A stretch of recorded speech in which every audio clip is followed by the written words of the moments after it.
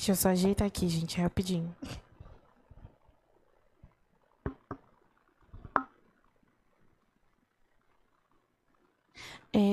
Se você abrir a Bíblia em Mateus 5, enquanto eu estou abrindo aqui. Amém. Quero agradecer a oportunidade. No seminário eu passei a valorizar muito mais os pregadores, porque durante esses 2 anos eu fui pensando assim, meu Deus, vai chegar o momento que eu vou ter que pregar. Bateu um desespero. Quanto mais foi se aproximando, mais desespero, mas eu aprendi a valorizar muito mais aquelas pessoas que recebem a palavra para entregar, né? Então eu queria agradecer ao pastor Pierre, meu tio, presbítero Moisés, pastor Níger, enfim, todos aqueles que confiaram de entregar, né? Que me prepararam e confiaram de entregar essa missão. Principalmente a Deus, né, por ter me dado esse privilégio de pregar a palavra dele. Amém. Lá em Mateus 5, começa o Sermão do Monte. Ele é muito conhecido, essa passagem, por ser o primeiro sermão que Jesus entregou, né? E aí eu vou ler com vocês do versículo 1 inicialmente até o versículo 12. Então, se vocês puderem me ajudar. E Jesus disse, ao ver as multidões, Jesus subiu ao monte, ele se assentou e os discípulos se aproximaram dele. Então, ele passou a ensiná-los as bem-aventuranças. E Jesus disse, bem-aventurados os pobres em espírito, porque deles é o reino dos céus. Bem-aventurados os que choram, porque serão consolados. Bem-aventurados os mansos, porque herdarão a terra. Bem-aventurados os que têm fome e sede de justiça, porque serão saciados. Bem-aventurados os misericordiosos, porque alcançarão misericórdia. Bem-aventurados os limpos de coração, porque verão a Deus. Bem-aventurados os pacificadores, porque serão chamados filhos de Deus. Bem-aventurados os perseguidos por causa da justiça, porque deles é o reino dos céus. Bem-aventurados são vocês, quando por minha causa os insultarem e os perseguirem, e mentindo disserem todo mal contra vocês. Alegrem-se e exultem, pois grande é a sua recompensa nos céus. Pois assim como perseguiram os profetas que vieram antes de vocês. Amém. Vocês podem sentar. Para começar aqui, vai parecer que eu esqueci o texto, mas eu não esqueci o texto. Primeiro eu queria falar sobre a Constituição. Não sei se vocês já sabiam, se vocês sabiam, né? Mas a Constituição brasileira, a base das leis, né? Ela é uma das mais completas do mundo. Ela é conhecida como a Carta Magna, porque ela serve como base, né, para todas as outras leis, e a nossa Constituição é a mais completa do mundo, né? Ela é considerada, né? Foi baseado na democracia e nos direitos humanos, e é conhecida como Constituição Cidadã. Ela tem mais ou menos ali 250 artigos, e o Supremo Tribunal Federal é o guardião da Constituição. É quem garante as decisões e que as leis e decisões que são tomadas, né, no nosso país respeitem o texto constitucional. O que, provavelmente todo mundo já percebeu, não é o que acontece na prática. E aí eu quero dar 2 exemplos aqui para vocês de coisas que estão na Constituição, mas que não são cumpridas na prática.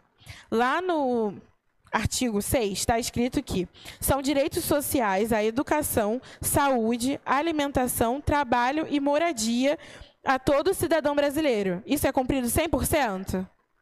Não. E aí uma outra. A Constituição assegura, lá no artigo 7, que o salário mínimo ele precisa ser capaz de atender as necessidades básicas. Tá 100% certo isso no Brasil? Não. Então, A Constituição brasileira, ela é justa no texto. Se você olhar lá, é quase perfeita.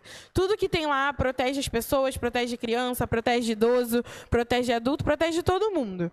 Só que ela é corrompida, porque ela foi criada pelos humanos. O ser humano, a nossa natureza, ela é corrompida. Então, por mais que a gente possa escrever alguma coisa que é certo, a gente não consegue cumprir, porque nós somos caídos, o nosso coração ele é corrompido. O apóstolo Paulo disse lá em 1 Timóteo 1,8 que a lei é boa se alguém a usa legitimamente, mas lá em Romanos 8,3 está escrito que o que era impossível à lei, visto que estava enferma pela carne, Deus o fez enviando o seu Filho. Então, somente através de Jesus a gente pode realmente chegar próximo ali do que Deus criou pra gente, né? E aí, eu vou iniciar aqui falando o tema da nossa mensagem, se puderem colocar aqui, é o estilo de vida do reino. E aí eu vou conversar com vocês, né? Aqui, nesse sermão, eu quero traçar um paralelo entre 3 textos, né, que seriam a lei de Moisés, que foi dada lá em Êxodo, o Sermão do Monte, que Jesus entregou aqui em Mateus, e a nossa Constituição brasileira. Porque são 3 bases para o qual um povo vive, né? E aí, lá na lei de Moisés, o primeiro aspecto da lei de Moisés é que ela era uma lei externa que regulava o comportamento e para formar um povo justo e santo diante de Deus. Mas, com o tempo, ela se tornou opressiva nas mãos humanas, porque tudo que a gente toca acaba ficando meio distorcido, né, pelo nosso coração caído. E ela foi direcionada ao povo de Israel exclusivamente. A Constituição brasileira, ela até pode ser justa no texto, mas ela é falha na aplicação prática. E ela é destinada, no caso da nossa Constituição, ela é destinada ao povo brasileiro. O Sermão do Monte, quando ele foi aqui no versículo 1, se vocês repararem, ao ver as multidões, Jesus subiu ao monte, ele se assentou e os discípulos se aproximaram dele. Então, muita gente pode pensar que esse sermão Jesus pregou para o povo. Só que Jesus não pregou esse sermão para o povo. Ele pregou para os discípulos quando os discípulos se aproximaram dele. Então, o Sermão do Monte é uma lei interna com o objetivo de transformar o coração e formar discípulos que refletem o reino de Deus e depende da transformação interior do nosso coração. Então, se a gente reparar, o Sermão do Monte ele é direcionado para discípulos. Então, quem aqui é discípulo de Cristo? Então, esse sermão ele é direcionado para nós. Amém? Dando aqui um contexto rápido, o que acontece antes do Sermão do Monte, lá em Mateus, né? O Evangelho de Mateus ele foi escrito com o propósito de mostrar que Jesus era o Messias prometido e que ele cumpria todas as promessas do Antigo Testamento. No capítulo 1, fala sobre a genealogia e nascimento de Jesus, afirmando quem ele é. No capítulo 2, a infância e a fuga para o Egito, que cumpre ainda mais profecias. No capítulo 3, João Batista anunciando o arrependimento e o batismo de Jesus, reafirmando a filiação, quando lá em Mateus 3,17, o Espírito Santo desce sobre Jesus e Deus diz, esse é o meu filho amado em quem me agrado. No capítulo 4, a preparação de Jesus e o início de seu ministério, quando ele passa 40 dias no deserto sendo tentado, e demonstra ser o filho obediente, né, o filho exemplo de Deus. E aí, finalmente, no capítulo 5, a gente inicia o ministério de Jesus com a pregação do Sermão do Monte. Uma curiosidade que eu trouxe aqui para vocês é que Jesus faz 5 discursos principais ali em Mateus. O primeiro, que é o Sermão do Monte, que vai de Mateus 5 ao 7. O segundo, que é a missão do reino, para enviar os discípulos, né, em Mateus 10. As parábolas, em Mateus 13. As instruções sobre a vida, né, no reino, que é Mateus 18. E o discurso profético, falando sobre a sua volta, que é Mateus 24 e 25. Então, aqui você vê tudo o que Jesus veio para fazer, né? Aquilo que Jesus veio para fazer. E aí eu vou entrar na primeira parte falando sobre os valores do reino. Quando a gente fala dos valores do reino, eu na verdade, essa mensagem Jesus já colocou no meu coração no final do ano passado. E desde então, sempre que eu vou ler a Bíblia, estudar e tal, eu sempre acabo voltando para as bem-aventuranças. O pessoal que estava no retiro vai lembrar, provavelmente, que eu falei sobre isso no retiro. E quando a gente fala sobre os valores do reino, Jesus vai apresentar para os discípulos, sempre lembrando que é para os discípulos, as bem-aventuranças, que é um contraponto com tudo aquilo que as pessoas estavam vivendo, né? Porque naquela época o pessoal, os fariseus, o povo de Deus estava vivendo de acordo com as leis de Moisés ainda. Só que Jesus, ele não veio para riscar a lei de Moisés e trazer uma outra lei. Ele veio para complementar e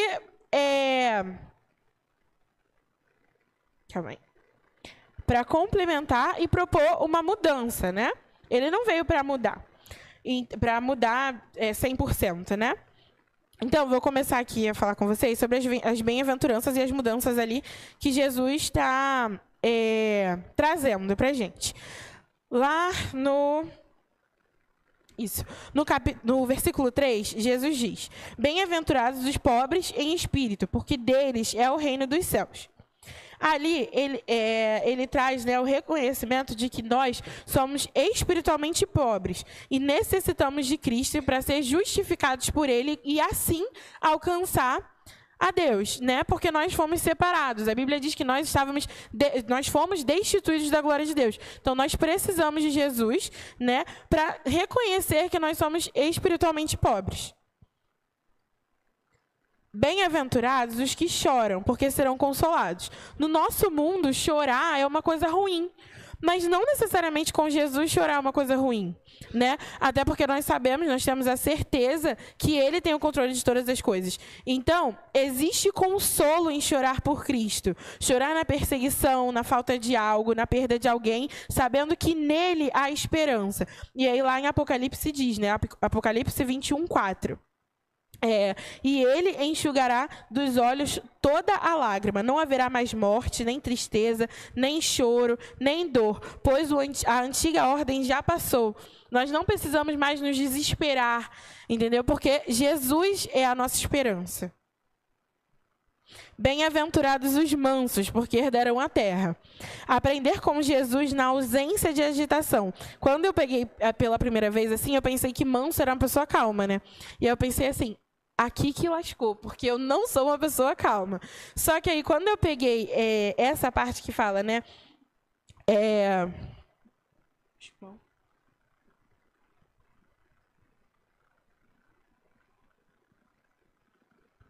Bem-aventurados os mansos, porque herdarão a terra, fala sobre a ausência de agitação, de pressa, de inquietação. Aí eu coloquei aqui, né? Ser um pouquinho mais Maria e um pouquinho menos Marta, né? Não se deixar levar pela ansiedade e descansar no Senhor. Você não precisa sair agitando todo mundo. Você pode descansar que Jesus tem o controle de todas as coisas nas mãos. E eu coloquei aqui um versículo, Mateus 11:29. Tomai sobre vós o meu jugo e aprendei de mim, porque sou manso e humilde de coração. E vós encontrareis descanso, pois o meu jugo é suave e o meu fardo é leve. Aí o próximo. Bem-aventurados os que têm fome e sede de justiça, porque serão saciados. A justiça que se busca é a justiça de Deus, que é mais do que seguir leis. É um desejo de estar alinhado com a vontade de Deus, o que inclui buscar a santidade e a obediência a Ele. A Bíblia promete que aqueles que têm fome e sede de justiça serão saciados, mas não com a justiça do mundo, com a justiça de Deus, que é totalmente diferente da nossa. Um pouquinho, daqui a pouco a gente vai falar também sobre isso. Bem-aventurados os misericordiosos, porque alcançarão misericórdia. Devemos infinitamente mais do que podemos sequer pensar. Né? Então, assim, como diz na parábola do credor incompassível, se eu não me engano, que ela fala sobre um homem, né, que ele estava devendo para um homem mais rico, se eu não me engano, um rei, e ele foi perdoado, Ele pediu misericórdia, ele foi perdoado e não teve misericórdia com uma pessoa que devia muito menos a ele. Então, com a gente, é exatamente dessa forma. Nós fomos imensamente perdoados por Deus. Então, o mínimo do mínimo que a gente pode fazer é estender esse perdão para o nosso irmão. E é exatamente isso que Jesus nos chama a fazer. Bem-aventurados os limpos de coração, porque verão a Deus. Viver de forma autêntica, sem fingir ser o que não é, e procurar fazer a vontade de Deus em todas as áreas da vida. Não é estar livre de pecados, mas estar sempre disposto a calibrar o seu coração de volta ao lugar certo, buscando a direção na palavra de Deus.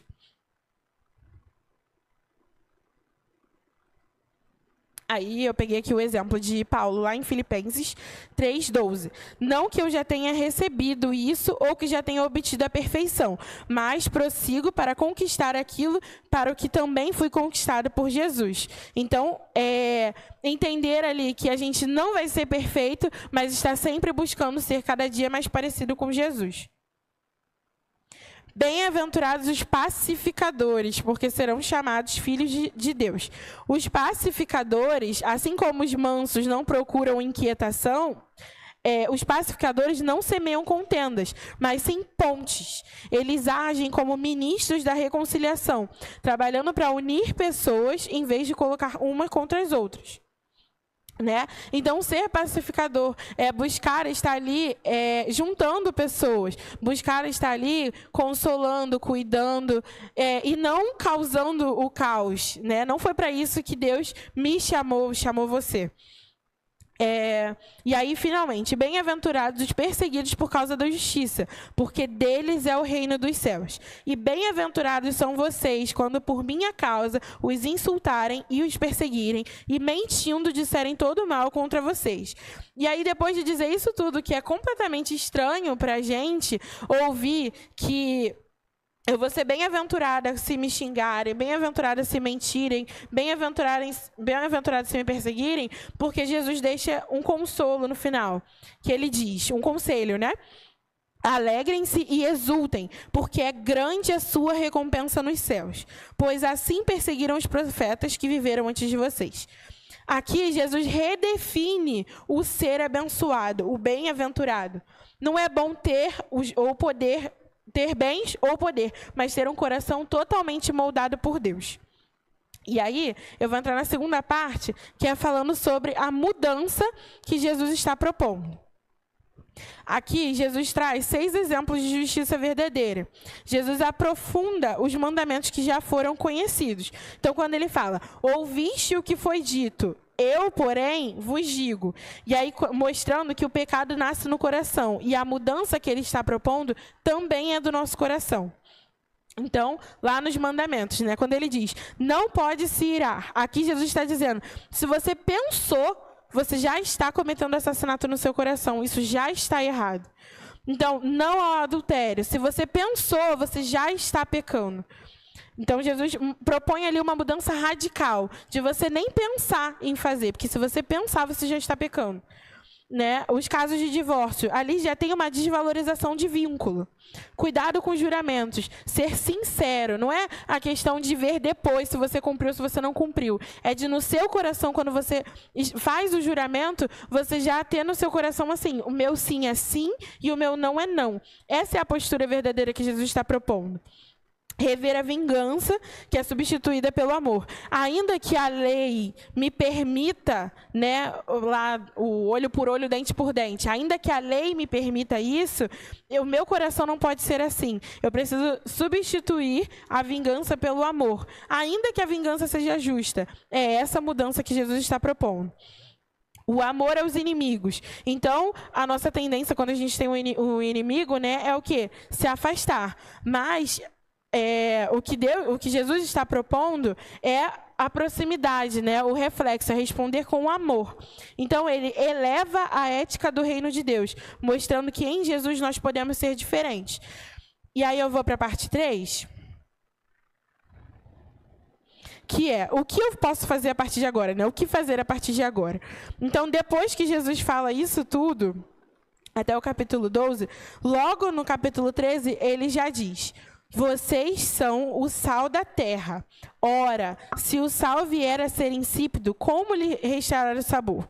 Para nada mais presta, senão para ser lançado fora e ser pisado para os homens. Vocês são a luz do mundo. Não se pode esconder uma cidade situada no alto de um monte, nem se acende uma lamparina para colocá-la debaixo de um cesto, mas num lugar adequado, onde ilumina bem todos os que estão na casa. Assim, brilhe também a luz de vocês diante dos outros, para que vejam as boas obras que vocês fazem e glorifiquem o Pai de vocês que está no céu.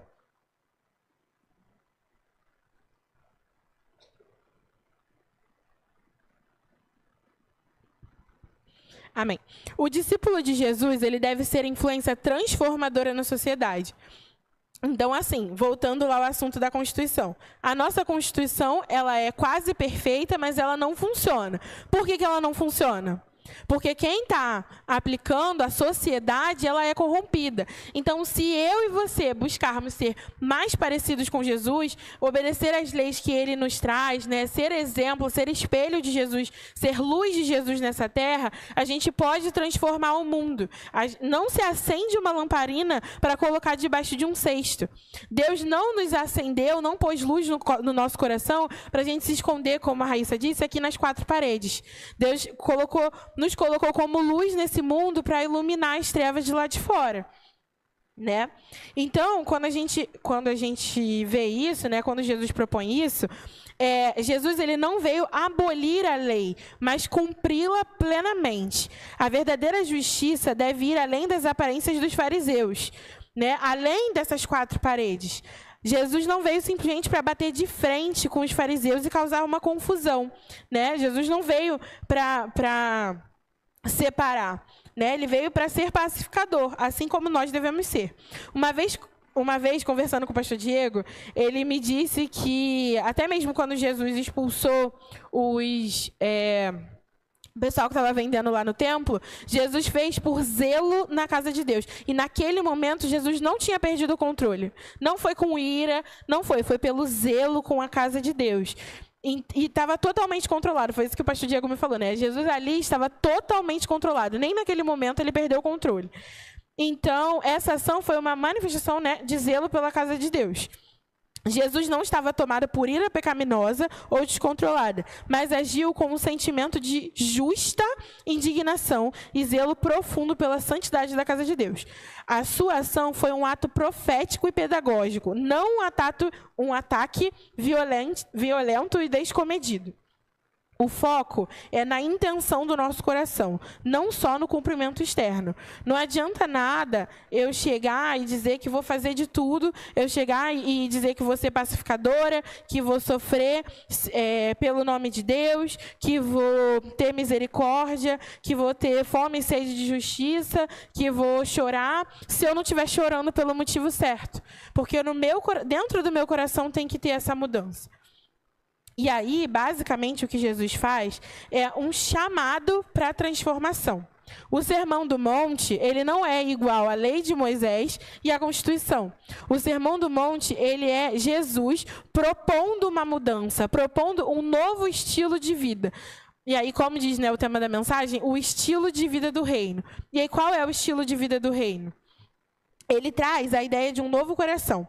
Ser feliz. Felizes são os pobres de espírito, os que choram, os mansos, os pacificadores. Então, Jesus está propondo agora, nesse momento, no nosso coração, tá principalmente a mim, me confrontando uma mudança, né?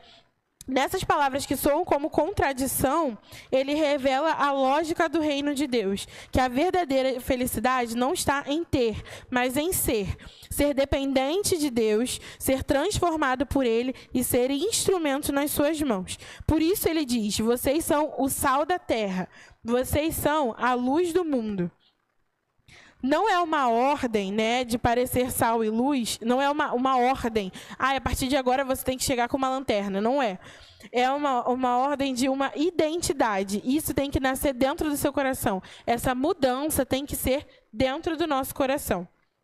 Então, Jesus propõe uma revolução que começa dentro do nosso coração. Enquanto o mundo diz, guarde rancor, busque poder, pense só em você, Jesus diz, perdoe, sirva, ame, até mesmo quem te persegue. O mundo pode dizer, faça justiça com as próprias mãos. Jesus diz, se alguém te ferir, ofereça a outra face. O mundo diz, siga o seu coração, mas Jesus diz, entregue o seu coração a mim. Lá em Provérbios até diz, né, que o nosso coração é totalmente enganoso. Se Jesus não mudar o nosso coração, infelizmente a gente não consegue chegar naquilo que ele deseja para nós. E por isso Jesus termina o Sermão do Monte, né? Porque ele não é só o versículo 5, só o capítulo 5. O Sermão do Monte, ele está descrito, né, nos capítulos 5, 6 e 7. E aí lá no capítulo 7, ele diz, quem ouve essas minhas palavras e as pratica é como o homem prudente que construiu a sua casa sobre a rocha. Então, quando a gente fala dessa mudança, nessa mudança a gente não vai ficar desamparado. Nessa mudança, a gente vai ter Cristo no nosso coração e na nossa mente, sendo o guia para todos os nossos atos. E aí, vamos para a aplicação final, que seria, Jesus não está procurando apenas simples conhecedores de leis, mas praticantes do amor que ele mesmo demonstrou na cruz. Ele não quer apenas que nós sejamos sal e luz aqui, dentro dessas 4 paredes, mas no mundo, no meu trabalho, na escola, na faculdade. Perdão. Na faculdade, lá fora, sabe? Até na fila do mercado, em todos os lugares, né? Onde a escuridão e a corrupção tentam apagar a esperança. Então, nesse quadro que a gente vê de Brasil, de Rio de Janeiro, de mundo, de Cascadura, de Madureira, a gente precisa ser luz. Não adianta virar e falar assim, eu acho que precisa de mudança. Realmente, eu acho que o pessoal que está lá em Brasília precisa fazer alguma coisa. Não. Nós que estamos aqui, que precisamos fazer essa mudança. Nós somos os agentes da mudança. Quando Jesus chamou, Jesus não chamou a multidão. Jesus falou para os discípulos. Então, quem aqui, vou perguntar de novo, quem aqui é ou quer ser discípulo de Jesus? Então, que nós possamos ser essa mudança no mundo. E o poder de Deus, Jesus não quer que sejamos apenas sal e luz dentro da igreja, mas no mundo onde a escuridão e a corrupção tentam apagar a esperança. E o poder de Deus é capaz de transformar não só corações, mas também sociedades inteiras, começando por mim e por você. Amém? Para terminar, eu quero só fazer essa oração aqui com vocês. Senhor, meu Deus, meu Pai, muito obrigada, Senhor, porque a Tua palavra é viva e verdadeira, Senhor, porque a Tua palavra é capaz de transformar, Senhor, mentes e corações, Deus. Que o seu sermão, Senhor, Sermão do Monte, ainda ecoe em nossos corações, Pai. Que cada uma dessas pessoas aqui, Senhor, possam, Senhor, sentir, Senhor, o desejo de ler, Senhor, esse sermão inteiro, Senhor. Ler as Tuas palavras, Deus, que não fique, Senhor, só na minha limitação, Senhor, mas que eles possam receber de Ti, Senhor, a revelação da Tua palavra, Senhor. Que o Senhor possa vir trabalhando, Senhor, nos nossos corações, Deus. Que nós possamos, Senhor, ser agentes de transformação onde quer que nós estejamos, Pai. Abençoa, Senhor, essa igreja, Deus, que é missionária, Senhor. Essa igreja, Senhor, que tem feito o Teu trabalho, Senhor. Que tem levado o Teu amor, Senhor, às pessoas que mais precisam, Deus. Cuida, Senhor, de cada coração aqui, Senhor. Se há alguém aqui, Senhor, que ainda não é Teu discípulo, Senhor, que essa pessoa possa ser tocada, Pai, ser convencida pelo Teu Espírito Santo, Senhor. E que possa ter um coração transformado por Ti, Deus. Abençoa cada um de nós, Deus, que essa palavra, Senhor, não fique só na minha limitação, Deus. Mais uma vez eu Te peço, Senhor, que o Senhor possa complementar aquilo que eu não pude falar, Senhor, mas que o Senhor venha falar em cada coração aqui. É isso que eu Te peço, Te agradeço em nome de Jesus. Amém.